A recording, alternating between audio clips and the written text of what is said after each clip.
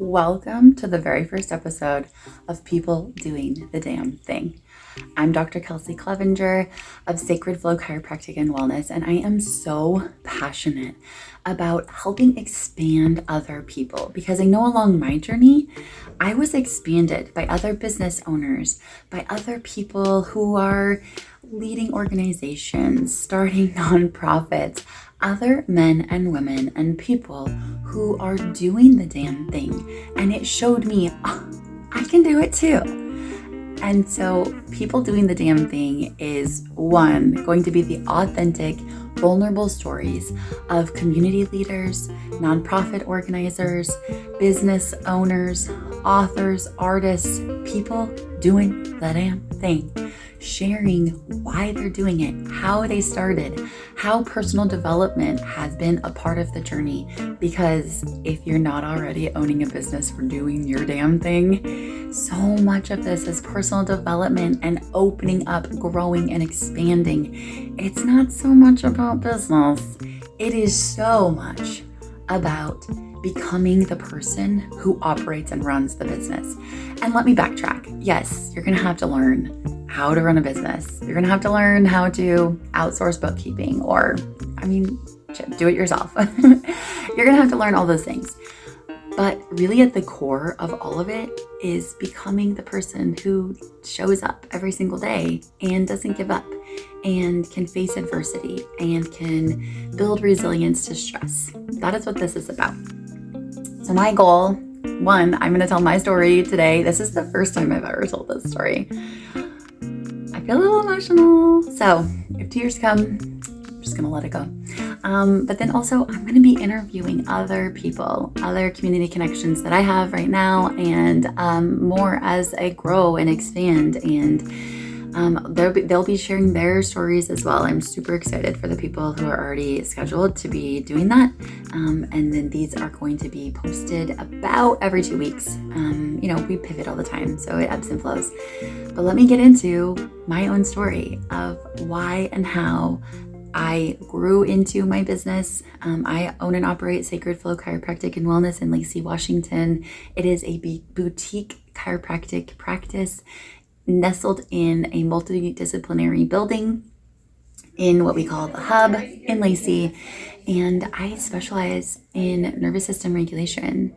And so what that means is it's beyond the pop and the crack in regard to a chiropractic adjustment.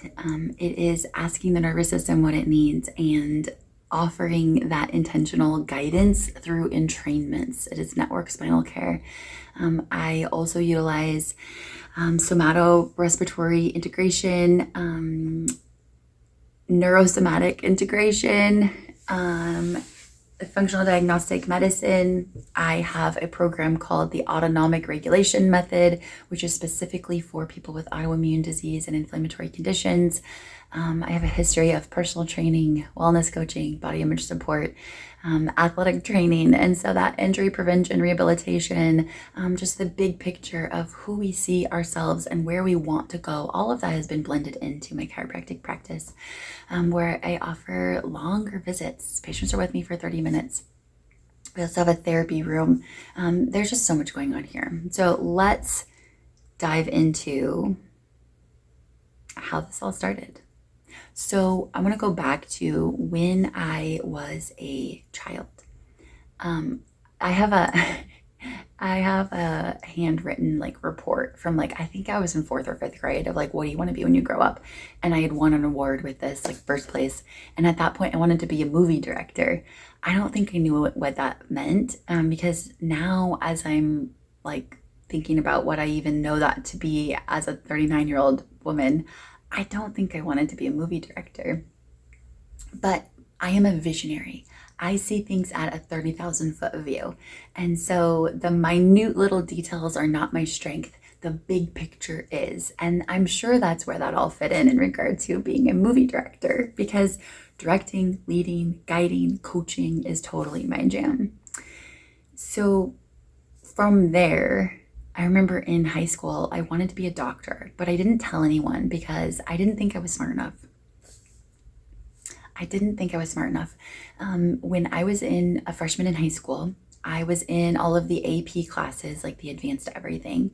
And the stress of whatever I was dealing with, at that point, I didn't know what it was that I was dealing with. At this point, I do. But it was family stuff going on.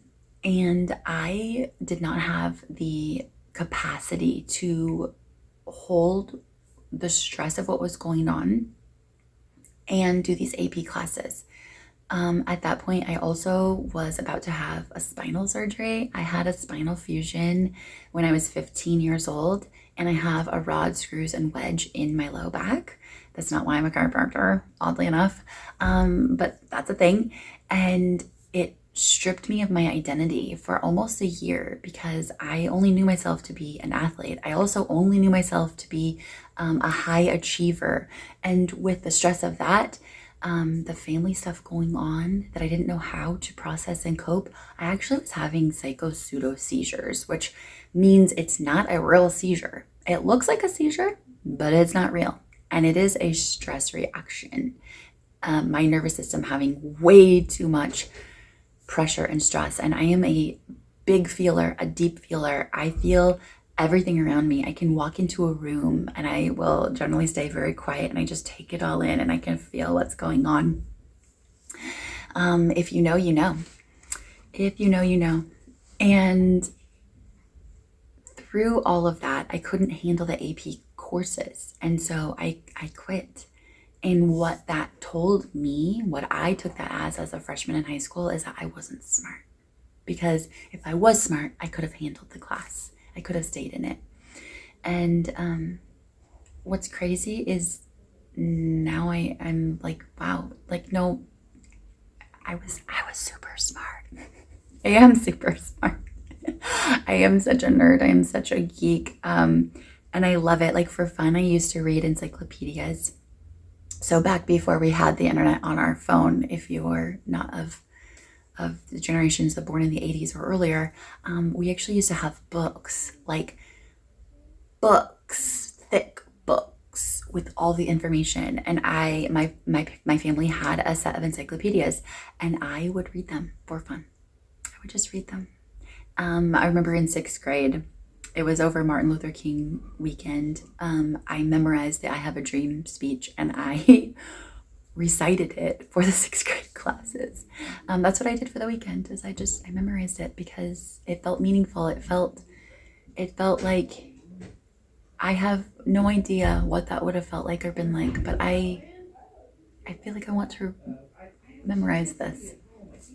So I've always been just that deep feeler, that very academic person, but I didn't think I was smart enough. So I ended up going to Centralia College and I played basketball there for 1 year before my back just couldn't take anymore. At the time, I actually wasn't under consistent chiropractic care. I didn't do deep core stability.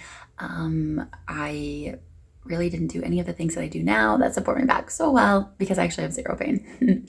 So a side note, if you have a fusion anywhere in your spine, I am so confident I can help support you in that way from even a personal stance. But so I went to Centralia College for a year and then I went to Washington State University, go Cougs, where I studied athletic training. I got into the athletic training program. I remember there were only 12 people who got admitted. And you guys, I still didn't think I was smart enough. They put me with the football team, which was actually supposed to be like this big honor. I hated it because there was just so much sexual harassment going on that football field. I couldn't make a bucket of Gatorade without being talked to, whistled at, touched. It was a horrible experience. But all the while, I also entered research symposiums. So Dr. Kimberly Robertello, if she ever sees this, sponsored me to be able to do this research symposium. I didn't have money for the poster that I needed. And I'm sure it was probably like $50. It was something I'm sure affordable. But I was such a nerd. I was such a geek. I did that for fun. And I still didn't think I was smart enough to be a doctor. And so I ended up finishing my degree and getting a Bachelor of Science in Kinesiology, which is exercise science. And because I didn't want to be an athletic trainer, I felt like it was going to like pigeonhole me too much. When I saw the lifestyles of the athletic trainers, I just was like, this isn't really what I envision.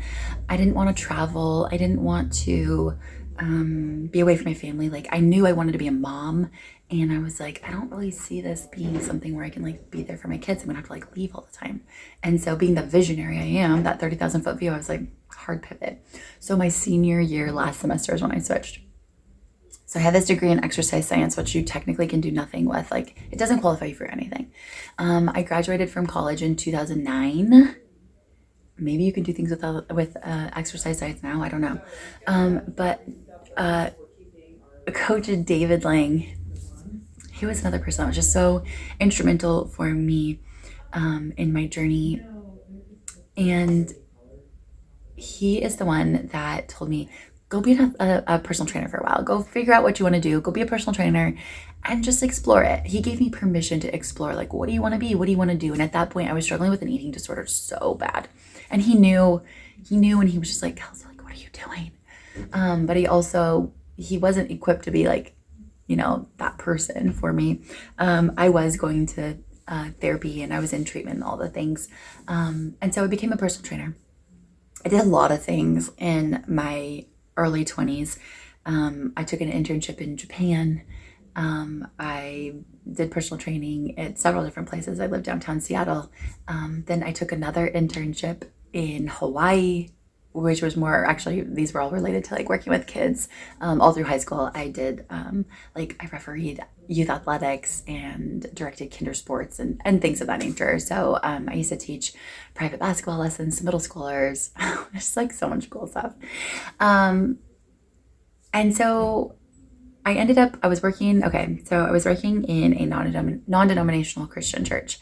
That was an experience. That was a super duper experience because the leadership was very controlling. I was supposed to report my sins before getting caught. Like, weird shit, you guys.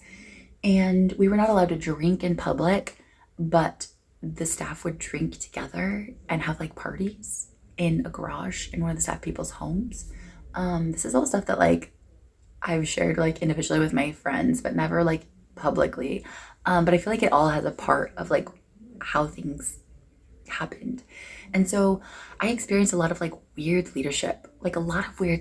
And all along the way, I was like, okay, someday, like, I know that I'm going to have either a business or something, and I am not going to do this. I took a lot of things that I would do someday, and I took a lot of things that I would not do someday. And a lot of the things like helped me not settle because they were so badass crazy, whereas like, I can't stay here, I cannot do this. Anyway, long story short, I ended up moving to Virginia Beach, and I was doing a master's in education in a master's in teaching in special education. I did not finish it. It was another like pivot because I was like, this doesn't feel right either. I was 3/4 of the way done with a 4.0, and I still didn't think I was smart enough. And I just was like, okay, public education system is not for me either. Like, I'm not going to finish this. And that is when I went back to personal training, living in Virginia Beach. I can't say I was living my best life. I was so dysregulated. My nervous system was so dysregulated. I was in a horrible relationship. Even before my ex-husband and I got married, he had cheated. And for some reason, like, I wanted to stay in it. I am not judging anybody who stays in their relationship when there is infidelity, but when you're dating and they cheat, I'm telling you, sister, that is a sign. That's a sign. But I was doing CrossFit, and it was the first time I learned to like love what my body could do. I loved that there were no mirrors. It really helped with the eating disorder recovery. And there came a point though when I was working part-time as a receptionist. I was nannying part-time, and I was working part-time as a personal trainer. And technically I was an independent contractor, but I had to do everything that they told me I had to do. So technically I was an employee where they didn't pay into my taxes. So that was like a whole thing, but I just got exhausted. And I was trying to remember, like, what did I want to do? Like, I wanted to be a doctor. What I wanted to do was to be a doctor. But again, I thought I wanted to be a medical doctor, but I had a really weird experience. My own health was tanked. I didn't feel well. I had been diagnosed with hypothyroidism and put on thyroid medication when I was 16 years old. And I felt like there was something off. I was like, why am I just going to be on this medication for the rest of my life? At this point, I'm like 27. I've been on it for 11 years already. And I'm like, why am I going to be on this medication forever? Like, why can't my body heal? At that point, I also had been eating paleo and doing different protocols to try to like heal myself because I didn't know. I'd never been to a naturopath before. I'd never had acupuncture. Like I'd never been under nervous system care for chiropractic. And I was really on this like journey of listening to podcasts and biohacking my own life and my own self and trying to understand it. I had Pinterest boards full of different things I could do to support myself.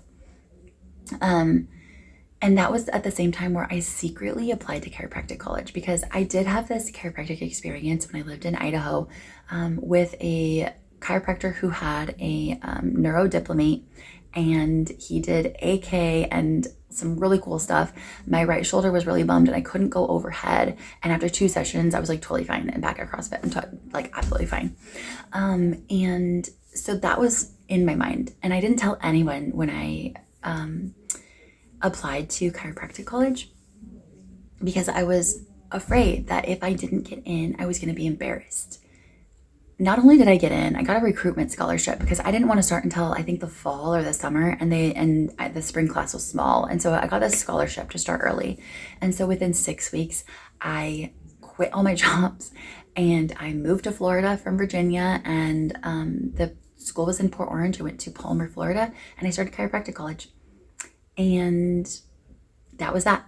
We did school full time, year round, for just under 4 years, and I earned a doctorate in chiropractic, and that started my career. So I graduated from chiropractic college in 2019. At the time of this video, it is June. Oh my gosh. 2026, and so that's 7 years being licensed. I have had my own practice for 2 years now, almost 2 years. August 1st will be 2 years. So in 2024, I'm not going to go through like all of the details of all the jobs leading up to that, but in 2024, it was interesting. I had this feeling that I was going to be let go from my job. I had called out sick, not that I was sick, my little one was sick, and I just was like, I don't have anyone to watch her. She had just turned 3, and I'm a solo parent. And so she was sick. I was not at work that day, and I just had this feeling. I was like, I'm gonna be let go. This is weird, but I felt peace with it. Things had been super, super slow at work, and everything that I had brought to them for marketing had just been denied. There wasn't a really like open communication with the owners, who were the other 2 doctors. Everything had to go through the manager, and I honestly don't know what was getting told to the doctors and what not. And I'm not accusing. I have 0 clue. So I would take anything to the office manager. And at one point he came into my office and he was like, hey, I just don't want to say like, don't keep trying, but like, they don't like your ideas. Like nothing's going to get approved. Like I was trying to teach classes in other gyms, and like, I was like literally trying to do the most, trying to bring some patients in because I was so slow and so dead at the office. They were having me write blog posts for the website. Yeah. Which I don't mind. I actually love to write, but that's how slow we were. So instead of adjusting people, I was writing blog posts. I was overpaid and just sitting there. And so I reached this point where I was like, all right, if this is accurate and they just want me to sit here, like, I don't know what else to do. And so I would do my continuing education. I would learn as much as I could. I would read research papers, just waiting for patients to come in. Which, if you know anything about business, that's not how you run a business. That is like literally not how you make money in the chiropractic office. Because if you're waiting for people to come, they're not coming. They're not coming. That's not how it works. So the next day, I asked the manager. I was like, "What is my job security here?" And he fumbled over it. Was like, and then that was a Tuesday. And then Wednesday, I just got the hiccups really bad, weird. On Wednesday, I was let go at lunch. It was effective immediately. I got 1 month of severance and was like, hey, you're done. It's not about performance. Here's a letter. The letter basically said that I performed well. So my assumption is that they couldn't afford to keep me on because we were so slow. And from there, that was done. So again, coming back, I'm a solo parent. I did not have a 3 to 6 month cushion of finances to be able to just kind of relax through it and just be like, oh, it's gonna be fine. I still had that moment of like, oh, it's gonna be fine. Like I had that peace. But what I did right away is I started a mobile chiropractic business called the Mobile Chiro. I already had an LLC. And I created a DBA with that, and I plastered that on the back of my car. I ordered it from Etsy and put the little decal on my car. Massive, my whole like back mirror or back window. And that same day, like that was the same day that I got let go. Patients were finding me on Facebook and were like, what happened? Where'd you go? All the things. And I had done mobile chiropractic when I lived in Florida, and I'd moved to Washington when I was pregnant with my little in 2020. And I moved to Oregon, but the Pacific Northwest. And so because I already had an LLC, I already had malpractice, I was like, I literally can just start doing this. And so that's what I did. And I had a mobile practice where I only saw patients in their homes. For the most part, a lot of it was parents in the garage, like the kids would be in the house. It was just like their little like way to get away. And I did that from August of 2024 until March of 2025. The business got so busy and full that I had a month wait list, and I was like, okay, now's the time. I'm gonna start seeing people in office. And starting a practice in Washington State was never part of the plan. Like I thought I was going to be moving back to Florida within a couple years, and that just didn't pan out. And when the opportunity arose, I knew that it was time to have my own business. I had wanted my own practice when I was in chiropractic college, and that's actually when I had married my ex-husband. And then I chose to leave that relationship, and we got a divorce, and it was final just after I graduated, but we were not together for the last 6 months of school. And at that point, I didn't know how to start a practice. If you don't know anything about chiropractic student loans, like they are as much as a home. And so I just was like, okay, I'm gonna have to get a job. So from there, fast forward to those 5 years of working for other people, I'm so glad I did. I learned so much working for other people. And it really got me to a place where I was ready to open my own practice. But the way that all happened, that transition, I was not ready to just open a big brick and mortar. I love the fact that I had no overhead. Like I took my portable table and I already had that. I had to get an activator. Like, it was the best way for me as a single mom to start a business and to like really do the damn thing. And so by the time that I got so busy that I needed an office space, I operate based on my gut instinct. I am a 2/4 splenic projector. If you know anything about human design, I operate out of my human design. And so a lot of the things that I do, the data and the numbers might not number, but if it feels right in my gut, it has always worked out and it's always been the right choice. And so by March, I got a space at the Marston Center. I had one space, now I have 2 spaces here at this office space, which is a multidisciplinary building full of other practitioners who are running their own small businesses. And I started seeing patients here. It was during that time of the mobile practice that I also learned network spinal. I was so dysregulated. My nervous system was so dysregulated from past experiences, past traumas, ways that I perceived myself and the world. And I found network spinal through actually one of my friends. And he had gone to a network spinal seminar and basically like introduced me to the epi-energetics. At the time I was an associate and I just was like, I can't even practice this way, so I'm not going to go yet.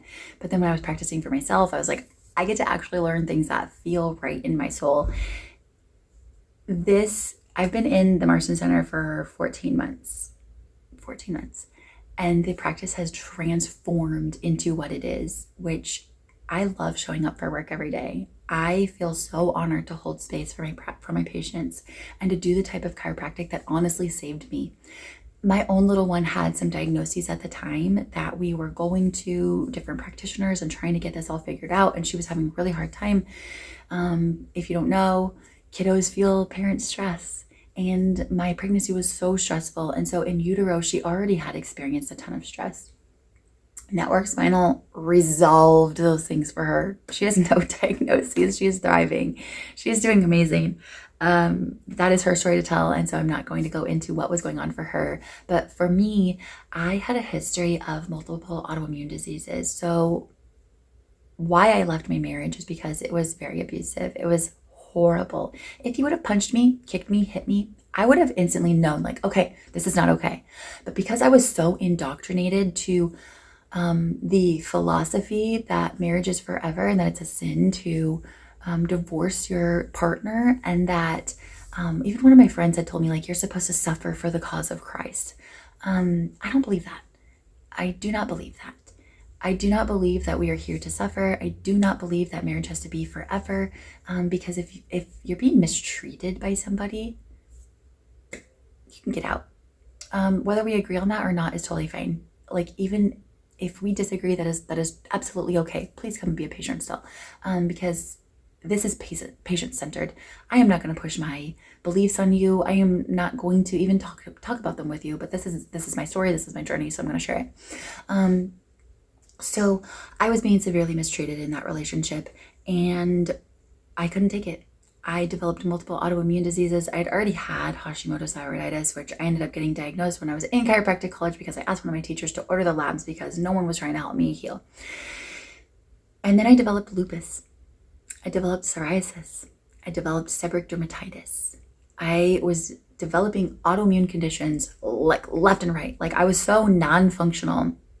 At one point, my practitioner put me on Xanax because I could not even handle anything. Like, I was having night terrors, and it was a horrible experience.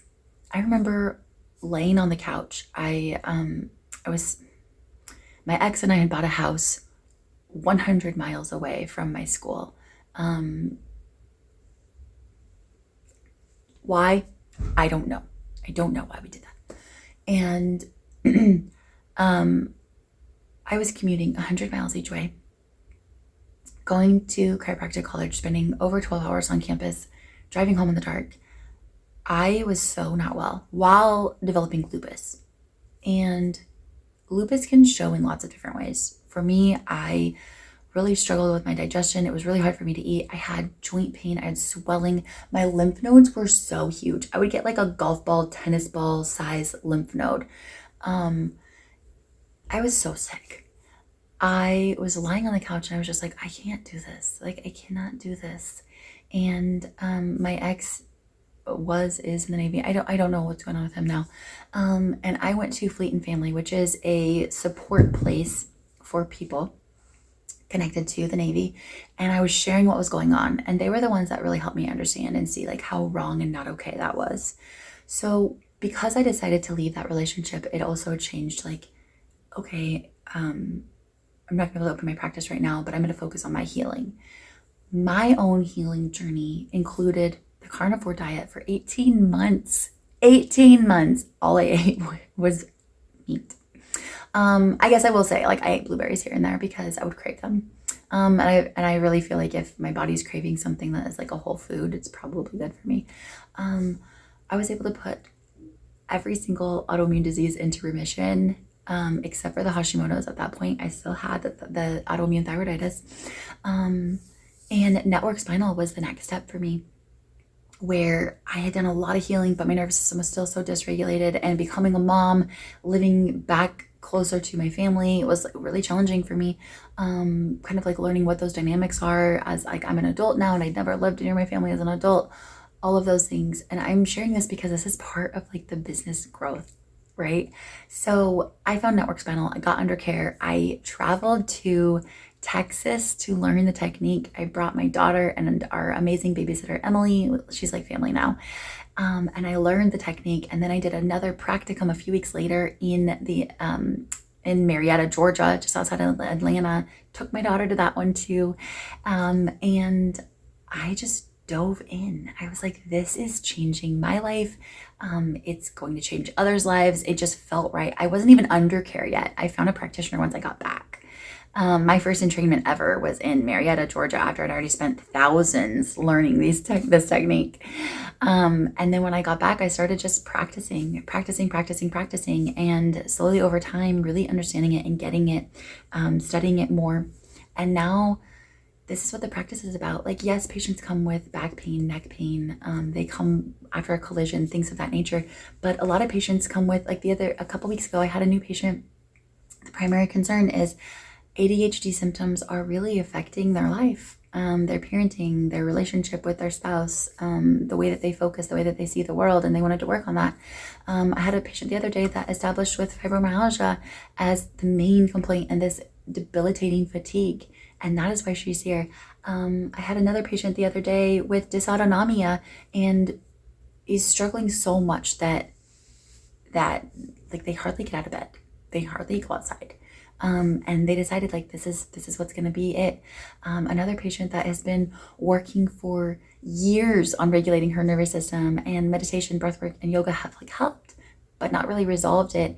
And she's been processing things from when she was a toddler, and now she is middle-aged, and she's been processing those things and sent me an email the other day of just like, this is literally changing my life. Like, I'm telling so many women about this because this is it. And this has been the business growth. Like, it took me being in the depths of darkness to find Network Spinal, to lean into it. I actually travel 2 hours each way for care because there's no longer a practitioner in my area doing network care.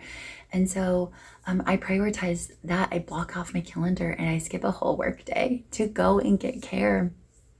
It has transformed everything. For the first time in my life, I am content in my life. Where I'm at right now, I am so content and so happy, and I can see little glimmers of me and my daughter living our dream life, my dream life for us. And she has other dreams. She really wants a dog. We don't have a dog yet. And so there are ways that we're going to expand and grow, but living my dream life, like I get to pick up my kiddo early from school 2 days a week. We have an abundance of finances, of trips, of family, of friendships, of love, of adventure. We have an abundance. And while yes, I'm still growing and we're still going to like expand and grow the business and all the things, I could never say that I was content before. I never felt happy or joy before. Growing into this business has allowed me to support families and women and kids and their partners in a way that I never dreamed. I have never loved my career more than I do right now. But it really did take those hard moments. It took that darkness. It took even like considering what would it be to be unalive. As hard as that is to admit, I mean, my closest girlfriends and my therapist know that those thoughts came to mind. But that's what it took to grow into this space. And I don't think everyone's business journey has to be so uncomfortable that life feels unfathomably hard. I don't think that has to be it, but I'm sharing this because I know that someone's going to listen to this and they're going to be like, oh my God, that's me. And here's your hope. Here's your glimmer. Here's your little light that it does get better and it can get better. And if you're in this general area, I would be happy to see you as a patient and support you. If you're not in this general area, reach out because I do have virtual offerings. I can totally support you and help you, and we can release those layers that are keeping you stuck, keeping you in the depths of darkness, and absolutely get you out of that space. So I want to go back to like where business is right now. So I'm in a space in my business where the practice is 80 to 90% capacity at all times. We're never at 90 to 100 with a wait list, and that's okay. I actually like the accessibility. I like it that patients can get in, that my assistant can text and be like, hey, do you want to come in next week? And the answer is yeah, and there's a little bit of space. I really like that. At one point I thought I wanted a waitlist practice, but what I love is the accessibility, is that patients can come in. Like I mentioned before, I have the autonomic regulation method, and that is a method that can primarily be done online and virtual. And that's another part of the business that we're growing, because if I could heal multiple autoimmune diseases, oh, and I no longer need thyroid medication. I was on it until I was 38. I was almost 39 when I got off of thyroid medication, which means I took it for over 22 years. And I do not need it. I'm doing amazing. I'm actually probably the healthiest I've ever been. The healthiest weight. My skin's the healthiest. I mean, yeah, I feel amazing. My digestion's the best it's ever been. I feel amazing. And because I could get to this healing place, I was like, I need to create a program to help other people heal from inflammatory conditions and autoimmune disease. I studied functional diagnostic medicine. And when we use that with the nervous system work, the neurosomatic integration, like it's so kismet. It's so evidence-based. I order labs, we assess it, we do these deep dives, like, oh, it's so amazing. But the other ways that the practice is growing is we have a new program called Rooted and Well Fed, and it is a very customized meal planning program. It is so amazing, and the clients get this very detailed Excel spreadsheet. They get shopping lists and where to go. They tell us like what grocery stores they like to shop at, how they like to prepare their meals. So they want freezer meals, they want leftovers. I mean, like, the intake is extensive. It is so good. And that is a way that we're supporting not only the people in the autonomic regulation method, but just your everyday people, because a lot of the patients here are super busy. Most of my patients are business owners. They're busy moms. They are practitioners. They are people doing the damn thing too. And sometimes the hardest part is just planning. What am I going to make this week? So we do that for you. And so that is an option. If you want that, you do not have to be local for that.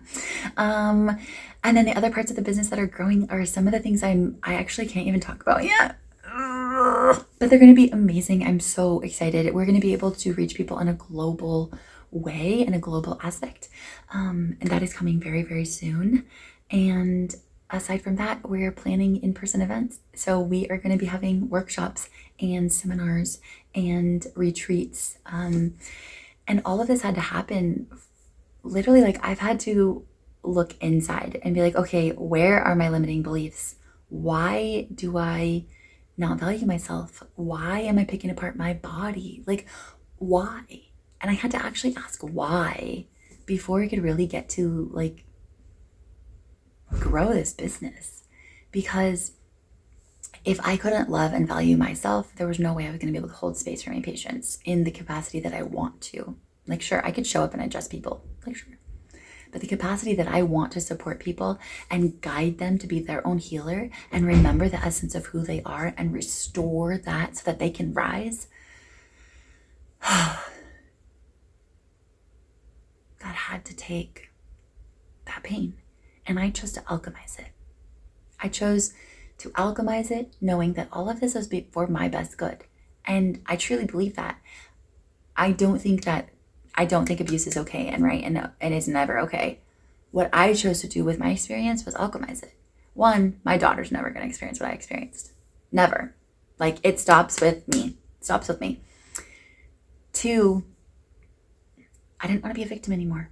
I didn't want to choose that identity anymore. Like, I did choose that for quite some time, and I didn't want to. And I chose to alchemize it. And I was like, you know what? This happened, and I'm going to make it into the best damn thing because I deserve to heal. My daughter deserves to not carry the legacy that was passed on to me. And my patients deserve to have my best every single day. Every single day. While running a business is not for everyone, if it is for you, I would love to support you. So many of my patients are business owners, and a lot of the things that are keeping us living small and not allowing our businesses to grow are the things that nervous system care can support you with. I've noticed for myself, when I look inward, more projects come creatively, new sources of income come, more patients come. Things that I'm working on right now are getting the back end so organized so that we can really glow up. So We're creating SOPs, we're creating procedures, like we are creating all of these things so that we can have that big glow up. And so stay tuned. This is June, June 25th, 2026. I can't wait to come back in a year from now and share.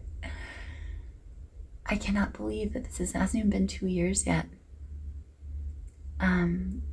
I hope that this is expansive. I hope that something in my story resonated and you're like, girl, I'm doing it too. I hope.